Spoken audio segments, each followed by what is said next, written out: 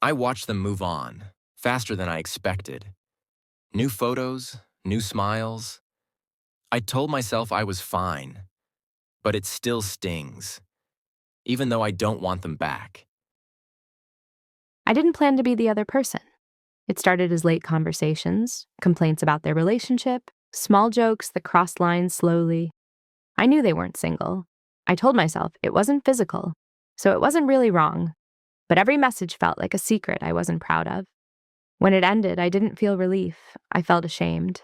I still think about the person who never knew. I didn't stay because I was in love. I stayed because I needed help.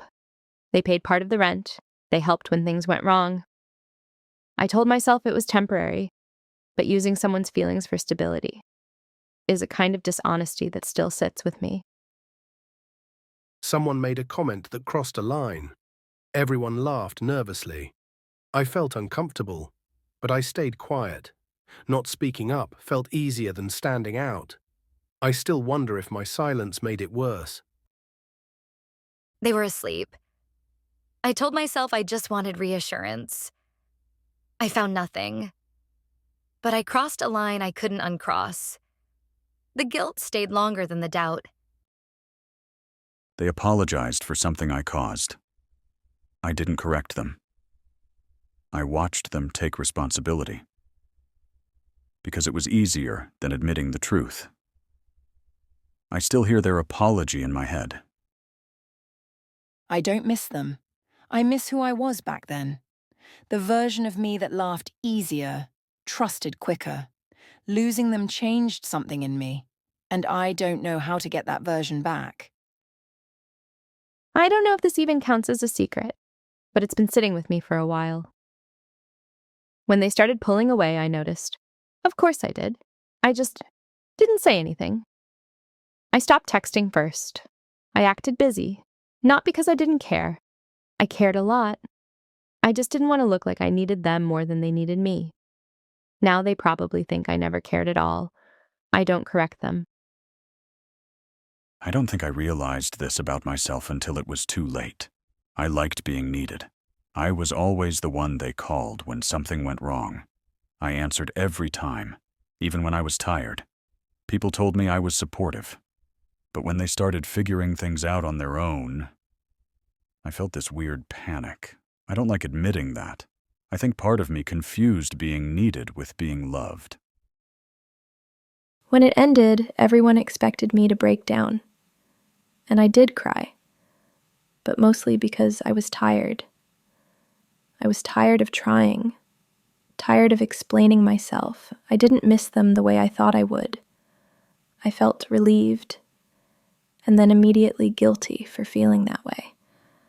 I still don't know what that says about me. I could tell something was wrong with them. They were quieter, slower to reply. I noticed. I just told myself it wasn't my place, that they'd reach out if they really needed help.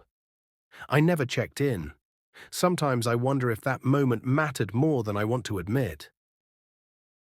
I stayed longer than I should have. Not because things were good. I just hated going home to an empty place. The silence felt loud. I told myself it was loyalty. But honestly, I was scared of being alone with my thoughts. I don't know when loneliness started feeling worse than unhappiness. I don't recognize myself the way I used to. I'm quieter now, more guarded. I don't speak up the way I used to. I don't know when that changed. I just know I miss who I was before I started holding everything in. I don't talk about this because it sounds ungrateful. My life is fine, stable. But some nights I lie awake wondering if this is all there is. Same days, same conversations, same routines. I'm not miserable, but I'm not excited either. And that scares me more than failing ever did. I told my whole family I was engaged, and I wasn't. I don't know why I did it at first. My sister kept asking when I'd settle down. My aunt wouldn't stop sending marriage articles. One night, after too many questions, I said it. Yes, we're engaged.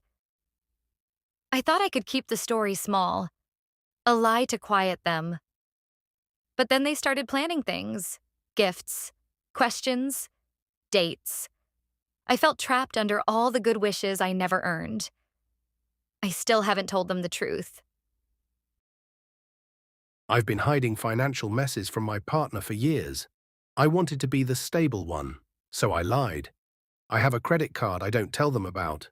Small purchases at first, then it ballooned. I pay the bills on time, I show the right bank alerts, but every month I feel sick writing that payment. I don't know when I'll tell them, I just know hiding feels worse than the debt. I said no to a promotion, and I lied about why. Everyone assumed I was humble, that I didn't want the extra hours. Truth is, I was terrified. Responsibility made me dizzy. I pictured failing in front of everyone, so I turned it down and told them family reasons. I feel ashamed when I see the office party photos now, like I robbed myself of proof I could try. I said I love you before I meant it, just to keep them close. We'd been together 6 months. Not long, not short. They were starting to pull away. I panicked, so one night, after wine and nervous smiles, I said it. I love you. They said it back. I felt warm and guilty at the same time. I don't know if that was the moment I lost myself or if I saved us. I sent a message meant for someone else. To them. It was 1:12 a.m. I'd had too much caffeine and too many feelings. I typed everything I was thinking about someone else. I was about to delete it, but I didn't. I hit send. For 10 minutes, my phone felt like a bomb. Then the read receipt. They replied with a heart. I laughed, but inside I was frozen. Now their smile sometimes feels like a mirror I can't look into. I let them apologize for something I'd actually done. We argued about something stupid, a missed call, a forgotten birthday. I knew it was my fault. I knew it. But when they apologized, I let them. I wanted the peace more than the truth. For weeks I carried the guilt quietly while they felt relieved. I still wonder if my silence made us kinder or colder. I created an account that wasn't me, and I stayed too long. I made a profile with a different name and photos I found. It started as a joke, a curiosity, but the messages came. People liked that version. They told me things I didn't hear in real life. I began replying as them, not as me. I learned how to say the lines people wanted. After a while, I didn't know which was honest anymore, the real me or the character I'd invented. I told my neighbor I was a food critic, and then they invited me over. I don't even know where I got the confidence. She asked casually in the elevator if I liked local restaurants. I said I review places sometimes. 2 weeks later, there was an invite. Oh, cook for the critic, she joked. I panicked. I watched a YouTube tutorial on how to compliment food. I ate the entire bowl and said things like complex notes and rounded finish. She beamed. I felt ridiculous, but she still asked me for Rex. I've recommended frozen pizza twice. I told my friend their birthday cake was custom made. It was from a box. It was last minute. I forgot. I baked a fancy cake from a box mix. I iced it like I'd watched 10 tutorials. I told them it was custom. They cried, said it was the best cake they'd ever had. I felt equal parts proud and ashamed. I still haven't admitted it. Sometimes I smile when they post the picture every year. I sold my grandmother's watch to pay rent. It felt like something I'd do in a movie. The landlord texted on a Friday, "Can you pay?" I counted and the bank was empty. There it was, the watch she left me. Old, scratched, useless to anyone but me. I pawned it. 3 days later, I paid the rent and ate instant noodles all month. I keep imagining her wrists. I keep telling myself I did what I had to do. But I miss it more than I thought I would. I missed his memorial because I overslept. I was exhausted that week, sleepwalking through small things. I put an alarm for the service. I set it 3 times. I promised I'd go. Then I woke up to frantic texts. I had slept through them. I got there hours later. The room had emptied. People were packing up. I stood outside the hall and felt like a ghost. I keep replaying that morning. Could I have dragged myself out? Should I have? I called them out in the meeting, and then regretted it. They'd taken credit for a project I built. Again. My heart raced, and something in me snapped. I stood up and said what everyone already knew, who actually did the work. There was an awkward silence. They spluttered.